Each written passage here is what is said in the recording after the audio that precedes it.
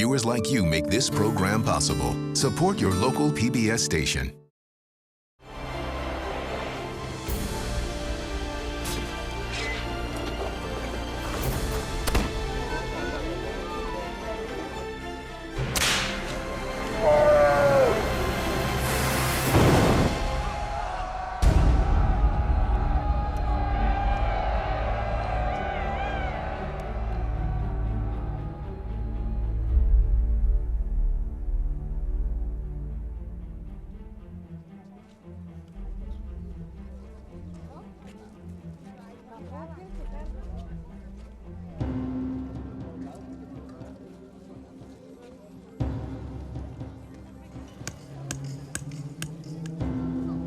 Among the 1,500 men, women, and children seeking refuge inside the fort were friars and priests, several natives, free blacks, slaves, and 2 infants less than a week old.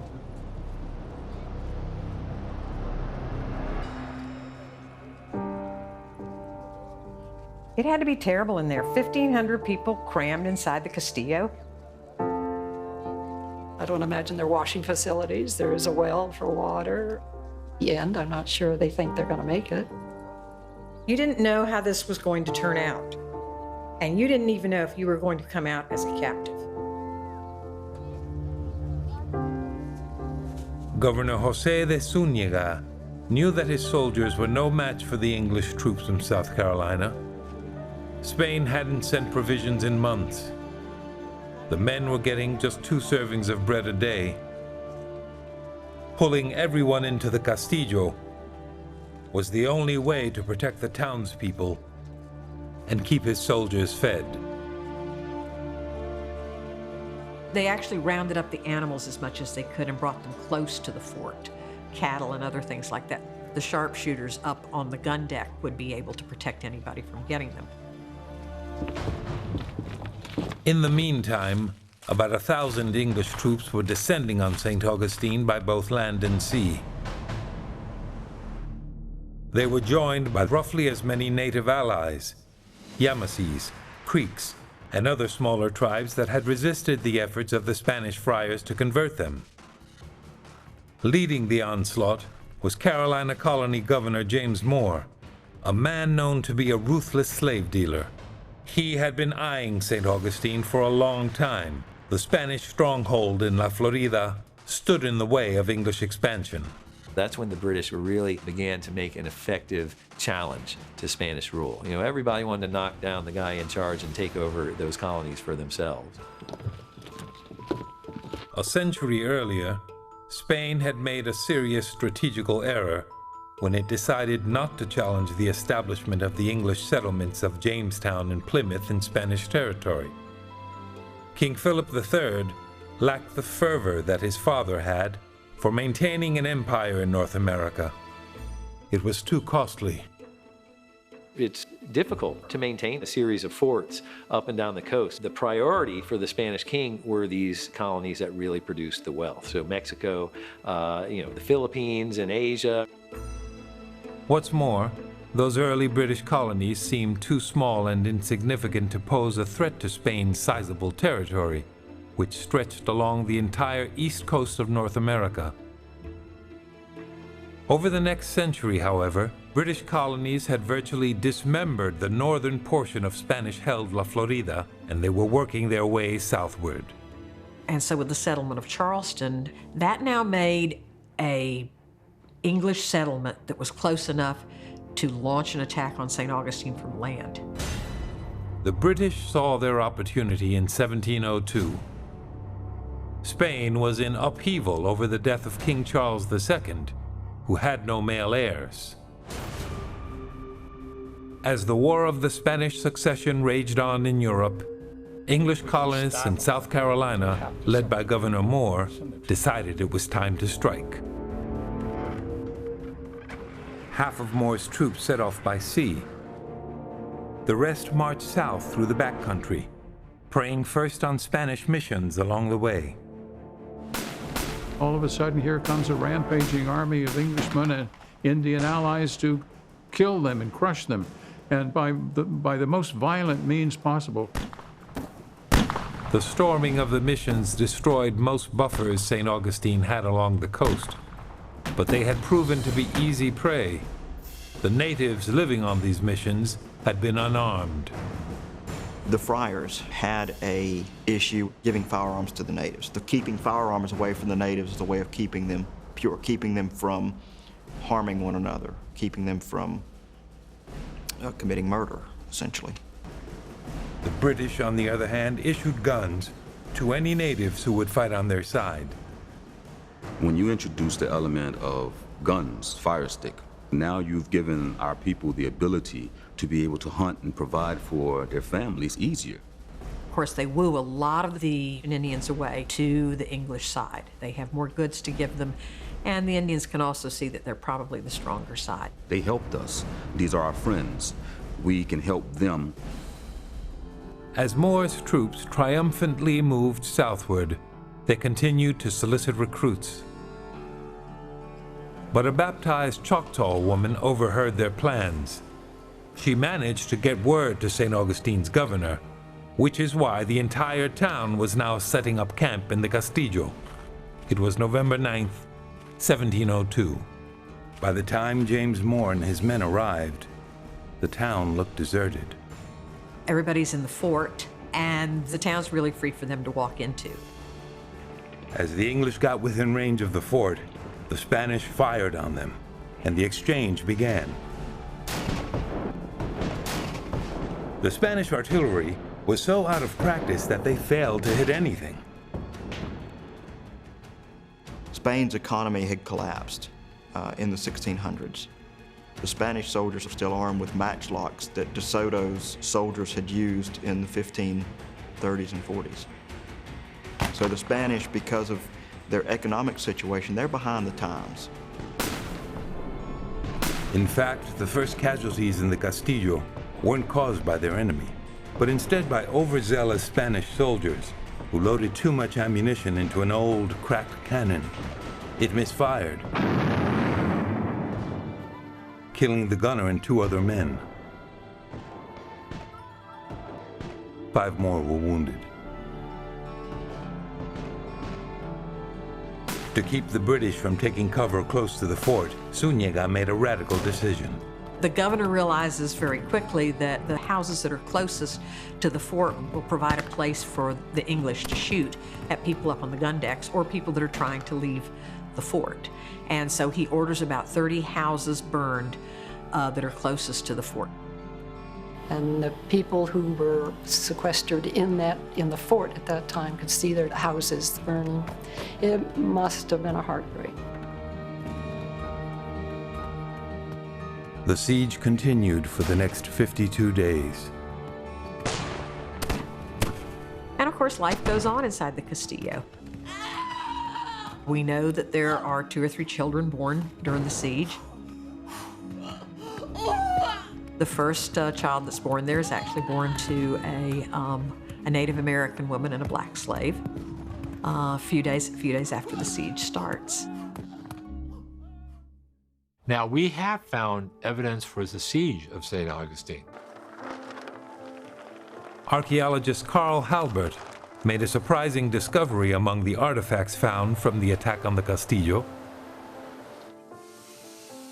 It appears that before they abandoned their homes, the citizens of St. Augustine had made a cunning move. They filled their wells with sand. Normally when you find wells, you find trash deposits in them. But here in this well, I mean, there was nothing, no artifacts at all in this clean sand. So it led us to the conclusion that this well may have been intentionally filled by the Spanish, so the English could not have access to a reliable water source so close to the fort. Moore's army proved weak and morale was low. The Castillo seemed to be impenetrable. What made the fort so resistant to artillery fire? This is what is expected to happen when a cannonball strikes the wall of a stone fort.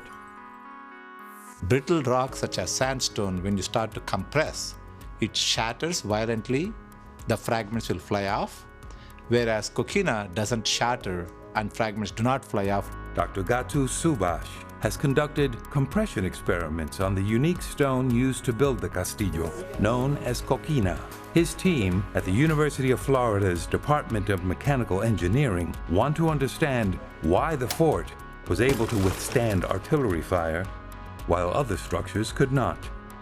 The principle behind why it withstood so elegantly and majestically is simply coquina was able to absorb energy locally, not sending the energy to a global region, which is fracture.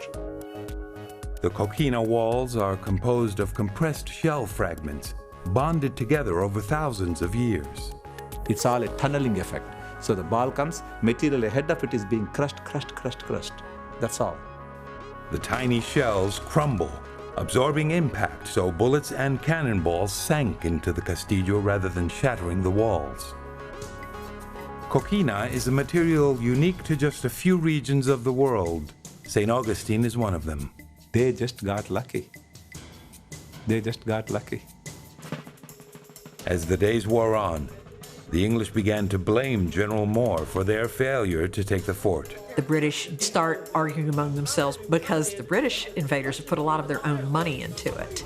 But they've got their own money riding on this venture. But conditions inside the castillo were becoming dire as well. Food was running scarce. That's one of the things you do with a siege is ultimately you can starve them out. If you can't bombard them out, you can just wait them out on the outside because you have access to food, and they don't. The governor sent out messengers, hoping one of them would reach Cuba. He's hoping that he can send someone in a small canoe down the tidal creeks, down past Fort Matanzas, down beyond what is today Palm Coast, Daytona, that whole area. Can you imagine taking a canoe out into the Atlantic Ocean? Meanwhile, the Carolina troops had also sent word to Jamaica, asking for bombs that they might lob over the walls.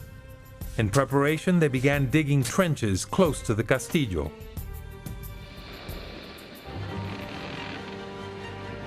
Suddenly, 4 Spanish warships from Havana appeared on the horizon.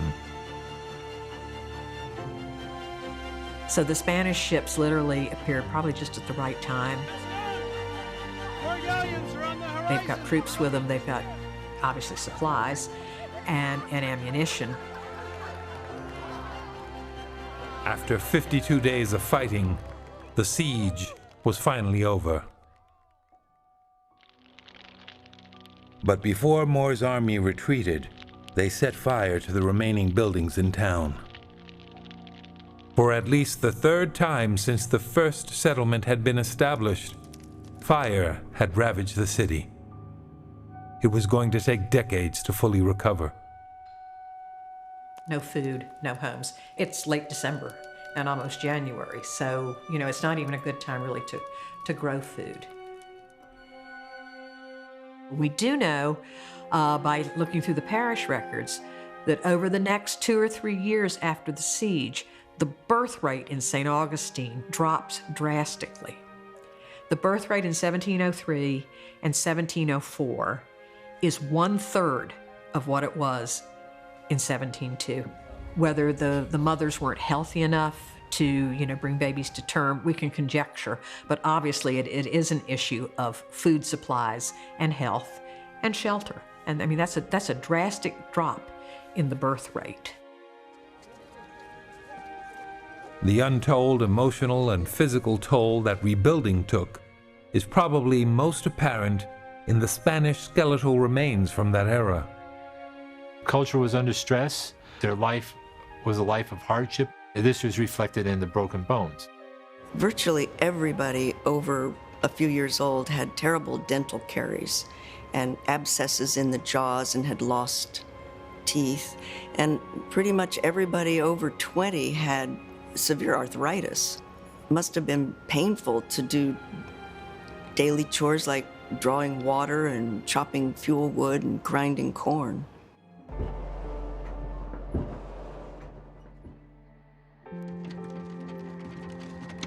But while the people of St. Augustine were slowly piecing their lives back together,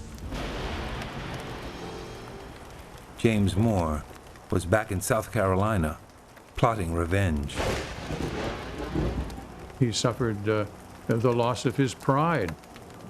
He was treated as a contemptible person for having failed in his mission to capture the castle at St. Augustine. And so Colonel Moore is in trouble back in Charleston because they lost a lot of money, the backers of this expedition. He was brought before the courts. And that was a great embarrassment to him that he had failed to capture St. Augustine and to loot it. So he decided to make up for it somehow. Piracy. How did you make a living back then? You stole from other people. Moore hatched a new plan to get revenge on the Spanish. This time he promised that South Carolina would not have to pay for the expedition. He was going to recover his costs in a highly lucrative way. It was stealing people. That the Native Americans could be rounded up, they could be walked back to Charlestown and sold in the slave markets. A promotional pamphlet is distributed around England that advises people to enslave Indians because they're cheaper and they're easier to acquire. And that was where the money was. It was in the slavery business. Indians increasingly have to choose whether to become victims or to participate in the slave trade as slave raiders. And so the Yamasees and the Lower Creeks in particular, they have become very active slave raiders. We did not understand the concept of what they identified slavery as. I think that if our people had known that this would have turned out the way it did, they wouldn't have assisted. Over the next 2 years, Moore and his raiders stormed Spanish missions throughout the interior of La Florida. There, he burned and maimed and killed. It's a disaster. Most of the survivors of these mission raids were captured and taken back to South Carolina. According to his own report, James Moore took over 4,000 natives, mostly women and children, to sell into slavery. The historian of this period, John Hann, said that this was the largest slave raid in the history of the country. In South Carolina, about 25% of the slave population is Indian. So a full quarter is American Indians. And that's how he redeemed himself with all these slaves, all this income. There's a term, and it is an insult for a Native person to say they act as if they have no family, because kinship is humanness. Because obviously they would never treat another human like that if they knew what it was to love and to hold something sacred. So in our eyes, they were less than human. It is nearly impossible to find much writing in the documentary record about Mission Indians because the English wiped out so much of their past. But Dr. Susan Parker has managed to trace several decades of the life of one Indian and his family as they endured numerous attacks by English invaders.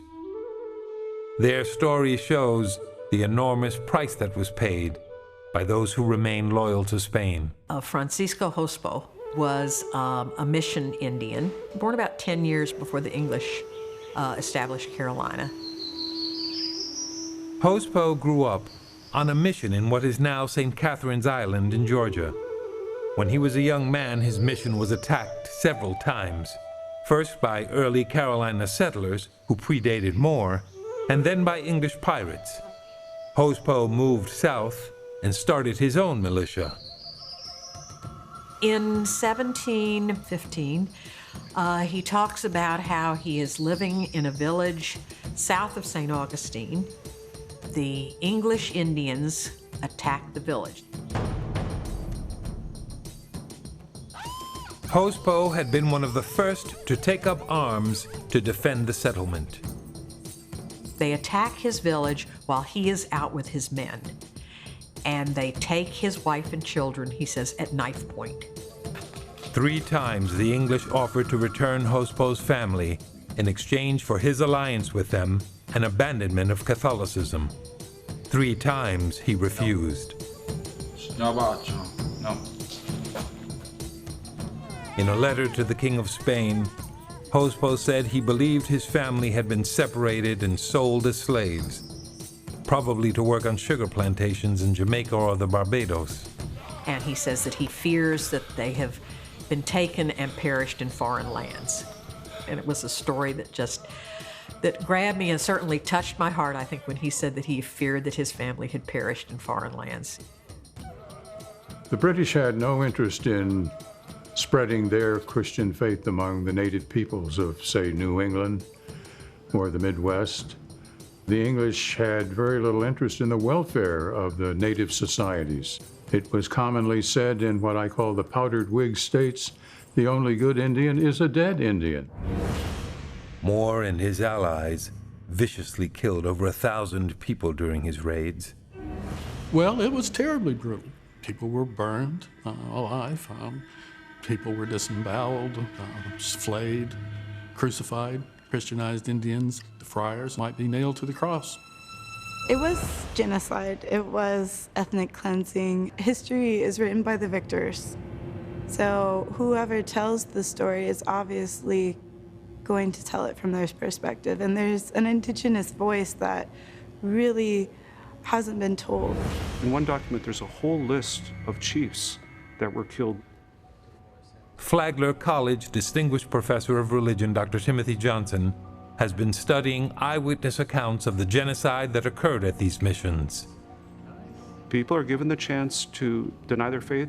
Some of them decide to flee, but many of them decide we are going to die as Christians. They would stand up even watching and seeing and hearing what was happening and knowing full well what was coming their way. And so not only are these incredible historical documents, they're really quite inspirational, the stories of what people would do in the face of death. These accounts are part of the sworn testimony taken by the Catholic Church in 1704, when Pope Clement XI set up a commission to look into these reputed acts of faith. But it wasn't until a few years ago, when Catholic historians began transcribing these records, that bishops felt there was enough there to propose consideration for sainthood. There's a very sad story of a young boy by the name of Manuel. Manuel is an altar server, and he is referred to in the sources as a young boy, maybe 13 years old, but who had a great devotion to God. And when the Greeks came in, they set fire to the chapel. And they said, well, if you're a Christian, then pray that God will send rain to put this out. So he raised his hands and they cut him off. And they threw him to the dogs. And then what they do, it's horrible. You slice someone's neck and then pull their skin completely over their head. That's how he died. The Vatican has begun the process of canonization for some 82 Native Americans and missionaries killed for their beliefs during these raids. Among them were Apalachee, Chickasaw, Yamasee, Tocobaga, and Timucuans. The Vatican said, we believe that there are justifiable grounds. He'll declare these people servants of God, which is the first step on the road to canonization.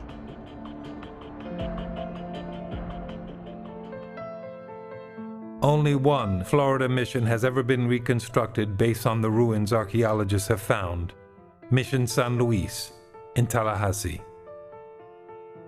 The estimate that's been given for San Luis at its height was between 1,500 and 2,000 in this area.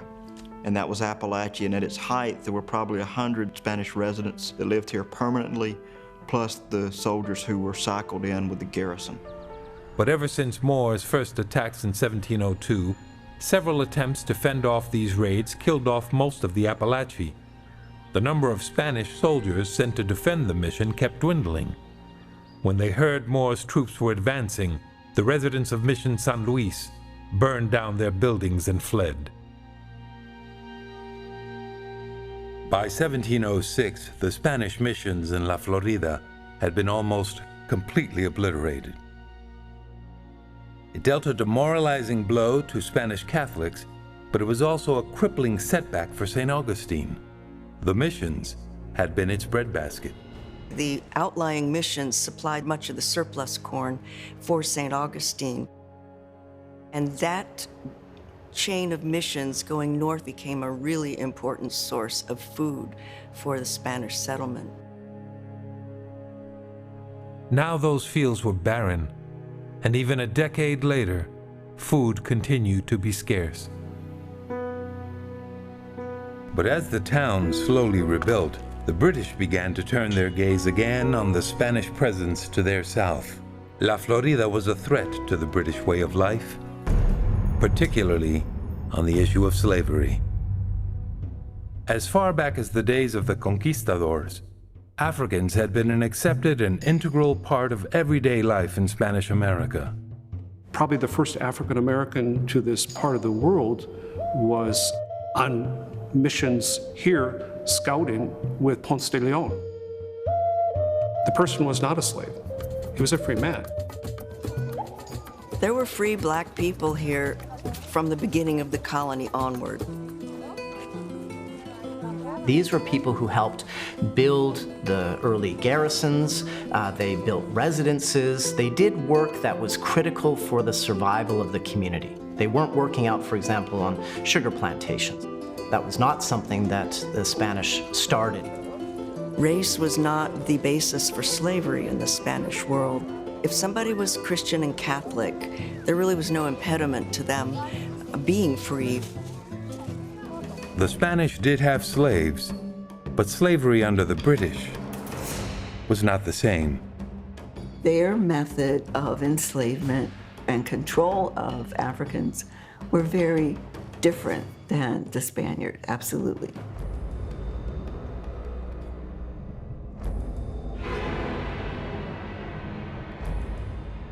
Under English law, a slave was property or chattel, without any legal or civil rights.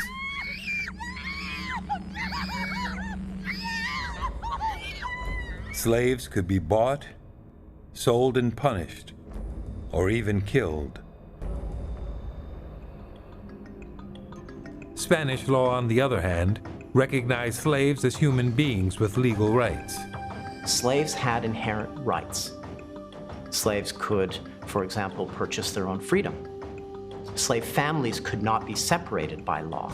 They marry, and their marriages appear in the church records. So these were considered official marriages and recognized as legal marriages just as anyone else's were, which is a right, as we call it, that we don't often see in the British colonies. So we have to be careful not to say that somehow Spanish slavery was good slavery, better than English slavery. It's still slavery. At the same time, Spanish laws that governed slavery were fundamentally different from, say, English laws that governed slavery. Spanish slaves could own property, sue their owners in court, and both men and women could even petition the king. One of the largest differences was the belief that Africans were human beings who had souls, whereas the British did not believe that at all. They were just savages and, beyond redemption. It's very hard for audiences in the United States to get that because we're so much more familiar with chattel slavery, which was the English system where a person enslaved was considered no more than a piece of property like a horse or a cow, which is why people ran from that system to seek some sort of sanctuary among Spanish people usually. Ever since the late 1600s, Spanish Florida was becoming a sanctuary for African slaves who fled from British plantations. Long before there was an underground railroad that ran north, there was an underground railroad that ran south. La Florida started granting asylum to slaves after a small group escaped by canoe from the Carolinas in 1687. They asked Governor Diego de Quiroga for asylum, saying they wanted to become members of the true faith, Catholicism. The Spanish, who had founded La Florida in part to convert the New World to Christianity, could hardly refuse. And the Spanish governor's not quite sure what to do with them. What status do these people have? Do we risk a potential conflict with the English over this? And he keeps writing to Spain, what do I do about this? After 5 years of this, King Charles II finally responded that as a, quote, prize for having adopted the Catholic doctrine, they should all be set free and given anything they needed. And he says, by my example and liberality, others will do the same. And he's hoping to drain off the plantation slaves from South Carolina, weaken the English usurpers. The king's edict declared that runaway slaves who became Catholic and were willing to help defend the town would be granted freedom. And of course, that then initiates waves of runaway slaves from the Carolinas, from Virginia. You see in the records some slaves from as far north as New York who are escaping plantations to reach St. Augustine. The English were angry about it, and they sent people to try to recover these slaves, and they never would return them. The British were very much afraid of Spain's sovereignty in Florida, accepting people and allowing them to gain their freedom. In fact, Spain's open-door policy was not just a vehicle to save more souls for the Catholic Church. It was also a way to destabilize the plantation economy of the British colonies. The planters were particularly concerned that if waves of runaway slaves make it to St. Augustine, all that's going to do is encourage more runaway slaves, and that will, in the end, dismantle the entire system. And it will encourage rebellion in these plantations. Around this time, a young Mandingo child was captured in West Africa and taken to the Carolinas to work the plantations. Eventually, he was given the European name Francisco Menendez. The ship arrived in the Carolinas with less than 3/4 of its cargo, of its human cargo. So, aboard that ship, most of the slaves that were captured from Mandingo in West Africa were dead. To imagine surviving that cramped in a space smaller than this chair, not a lot of sun, not a lot of food, not a lot of cleanliness. You know, it takes an extraordinary will to live when you're seeing others dying around you. And how you do that at 8 or 9, I don't know. As he grew into manhood, Francisco Menendez became indispensable to his British owners. He could not only do the work of several men, but he also learned to speak several languages. When he first escaped to Spanish La Florida in the early 1700s, Menendez sought refuge with various Indian tribes living in the backwoods to the north. But what he learns in the 3 years living in the wilderness is how to move through the forest without harm, hurt, or danger, sound or footprint, how to track and hunt. But he also learns during that time how to master British firearms. In 1715, Menendez proved himself a fierce warrior, fighting the British alongside natives in a conflict known as the Yamasee War. The Yamasees had once been allies with the Carolina colony, but the British slave raiders had begun to turn on them. In the 1710s, the Indian slave trade has sort of reached its height. It's frenzied. So many native groups are now vulnerable, and they're watching their own family members or friends become slaves.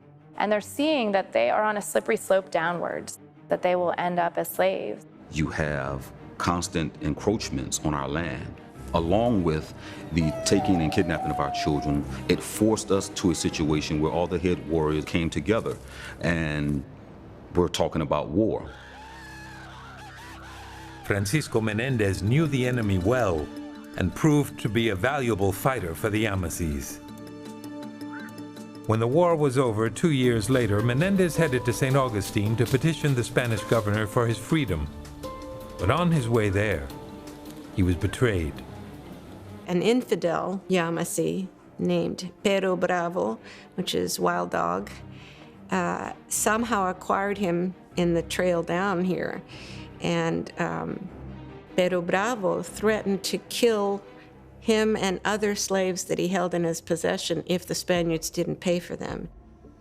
Menendez was sold back into slavery for a bottle of rum and a small harvest of corn. He was later sold at auction to Florida Governor Antonio de Benavides, who blatantly ignored the Spanish edict to free escaped slaves and even bought and sold them himself. In the 18th century in Spanish Florida, not many people could read and write, and here's an African man who can. That gave him tremendous status, and he was linked to the very important people in the community. Benavides put Francisco Menendez in charge of the black slave militia to help the Spanish regiments defend St. Augustine. He hates the English. He'd been their slave. He knows the terrain. He's fought them for years.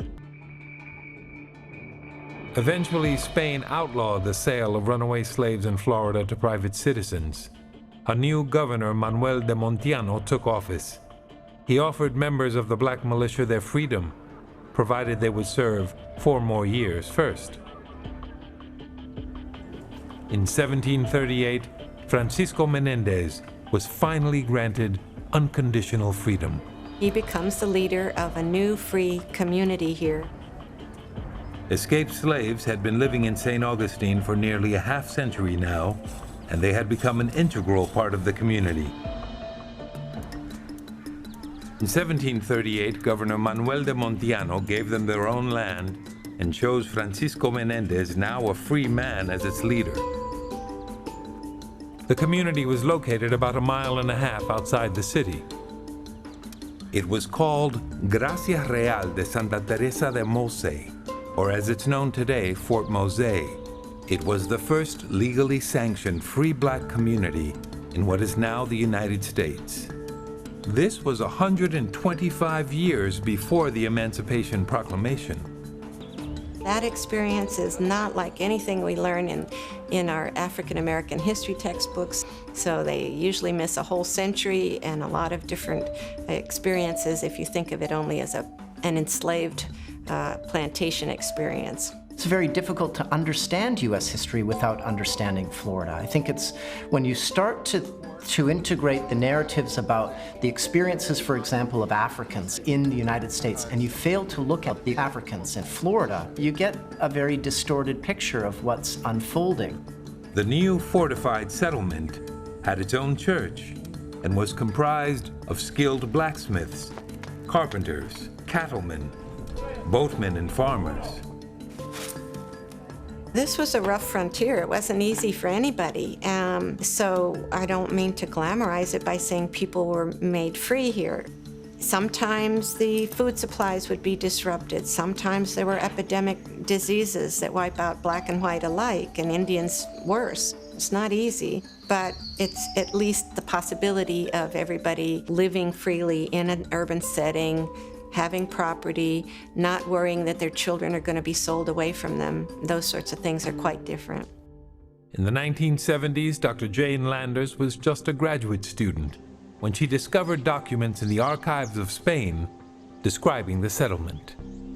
One day, I almost jumped because I came across a census of the town of Gracia Real de Santa Teresa de Mose. And it was household by household, exactly who lived in the households, whether they were already converted or on their way to full Catholicism.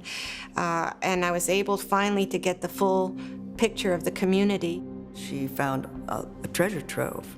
Most historians have thought that African American life was totally almost undocumented. They were really the people without history. She was able to find census data and information about where the people came from and what they did and their names and ages. And that was tremendously exciting for us. When I brought all this back and made some reports on it, then the archaeologists could start digging. Dr. Kathleen Deegan led the dig. We were then able to work with some of her information and do large-scale surveys and low-level aerial satellite imagery and verify that this place we thought probably was Fort Mose really was. Deegan's and Landers' findings gave a glimpse of what life was like in the first free black settlement in what is now the United States. They had fields outside of a fort. They grew crops, they had animals, they fished, They gathered cattle, wild cattle roaming in the hinterlands. They rode horseback through the woods all the time. They were pilots and they were, corsairs.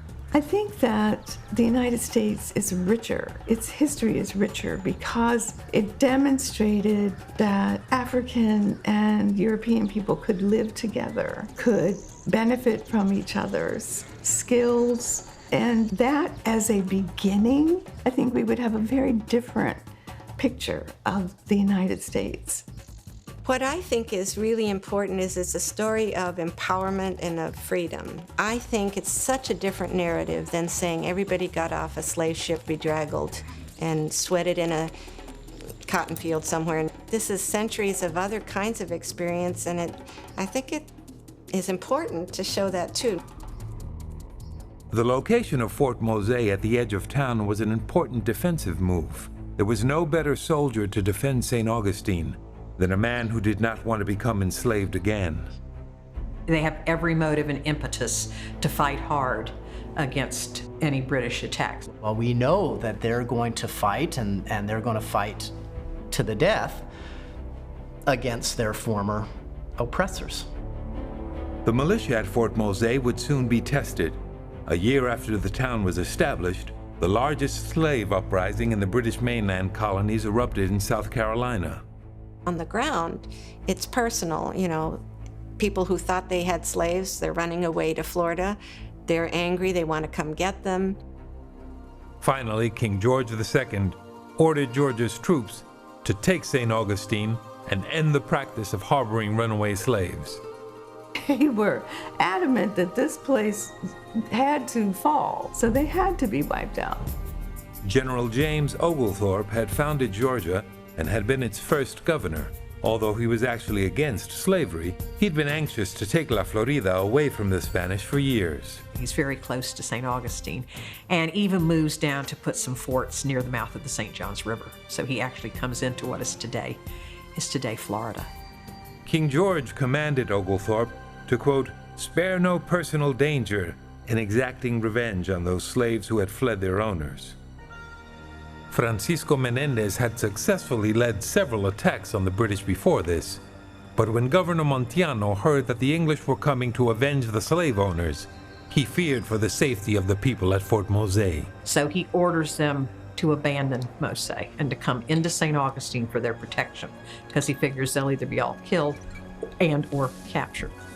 And so they come into St. Augustine, and the British just walk right into Fort Mose and take over. But 16 days later, the Spanish, the black militia, and the native allies returned. They caught the British by surprise at daybreak and easily retook the fort. The British called it the Battle of Bloody Mose. There's a quote by Shakespeare: some are born great, some achieve greatness, and some have greatness thrust upon them.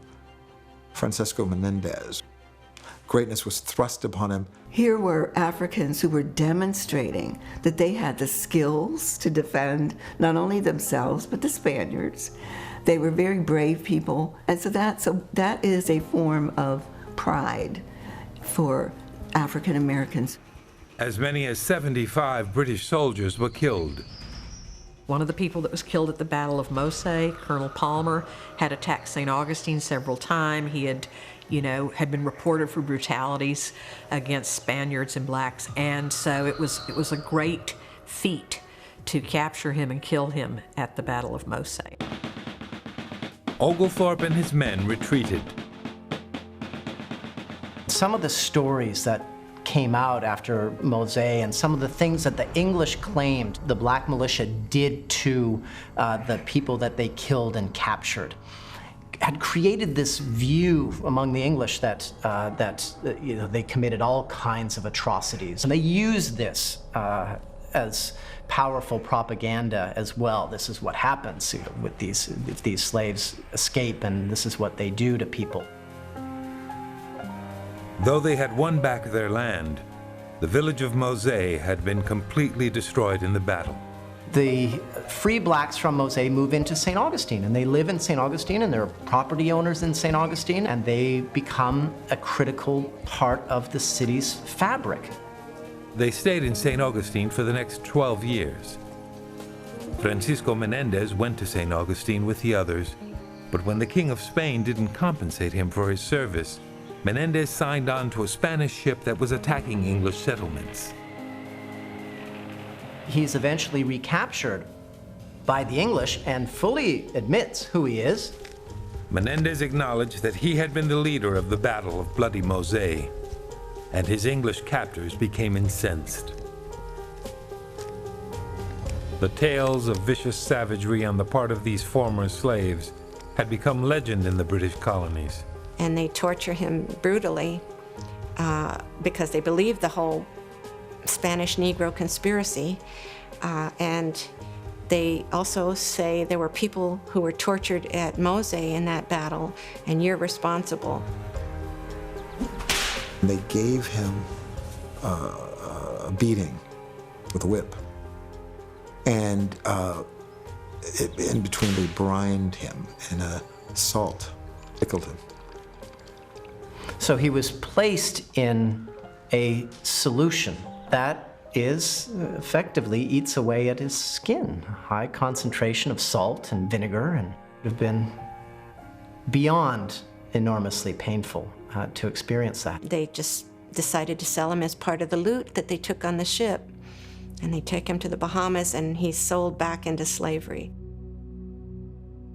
It is not known whether Spanish governors negotiated his freedom or he ran away, but once again, Francisco Menendez miraculously escaped slavery.